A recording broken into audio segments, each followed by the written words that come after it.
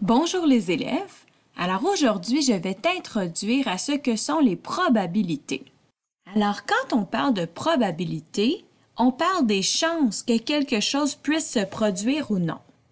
Aujourd'hui, je vais te présenter 3 mots qu'on va utiliser souvent pour prédire des résultats. Alors le premier, c'est possible, le deuxième, c'est certain et le troisième, c'est impossible. Alors, lorsque quelque chose est possible, eh bien, ça veut dire que ça se peut. Hein? Peut-être que ça va arriver, peut-être que oui, peut-être que non, on ne sait pas, mais c'est possible. Si je tourne ma flèche, alors on dit qu'il est possible d'obtenir le vert.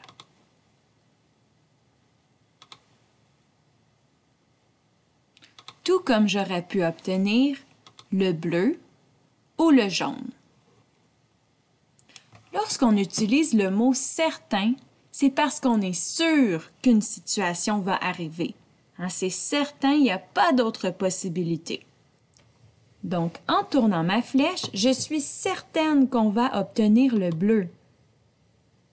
Il n'y a pas d'autre possibilité que ça parce que le bleu, c'est la seule couleur qu'il y a sur ma roulette.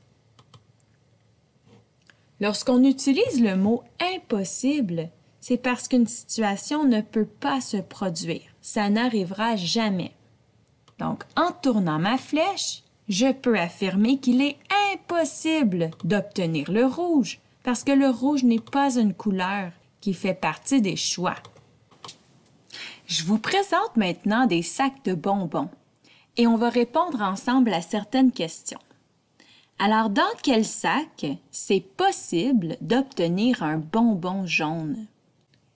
Alors, on voit que dans le sac A et dans le sac B, c'est possible puisqu'il y a des bonbons jaunes à l'intérieur du sac. Mais dans le sac C, c'est pas possible d'avoir un bonbon jaune parce qu'il n'y en a pas.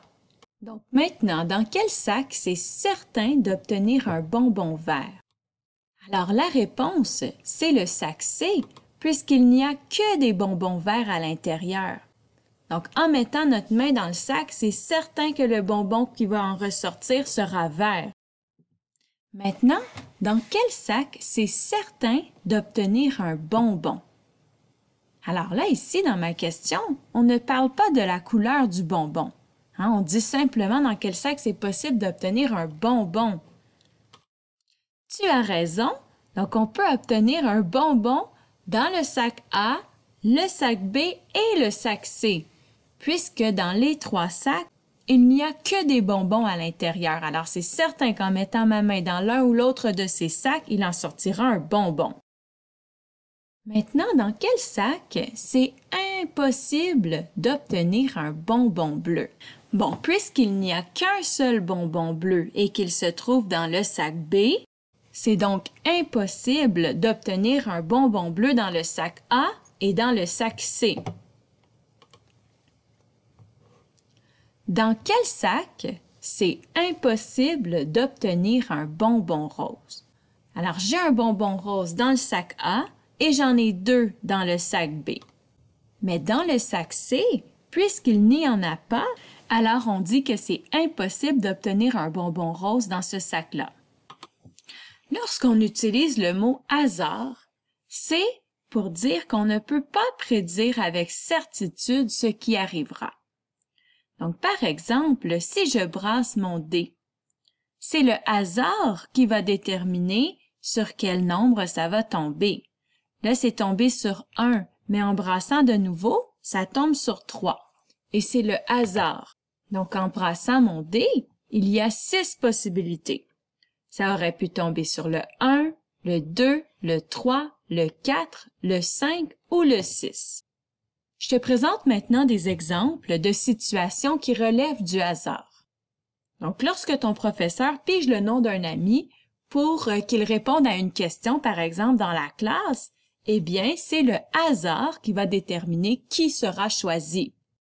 Même chose, par exemple, si tu tournes une pièce de monnaie avec ton ami, donc pour déterminer qui choisira le film à écouter.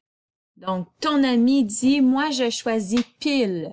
Alors, si ça tombe sur le caribou, c'est pile. Et si ça tombe sur le visage de la reine, ben on dit que c'est face. Donc, c'est le hasard qui déterminera qui aura son choix de film. Une autre situation qui relève du hasard, eh bien, c'est de croiser, par exemple, un lapin en faisant une petite promenade dans la forêt. Ça peut arriver, mais ça veut pas dire que si tu en croises un une journée, ben, tous les autres jours que tu vas aller te promener dans la forêt, tu vas en voir. Non. C'est le hasard qu'une journée, tu en as vu un. Donc, ce que je veux que tu retiennes de cette capsule, c'est que tout d'abord, lorsqu'on prédit un résultat, eh bien, celui-ci peut être possible, certain ou impossible. Et ensuite, je veux que tu retiennes que le mot hasard, c'est un mot qu'on emploie lorsqu'on n'est pas sûr de ce qui va arriver.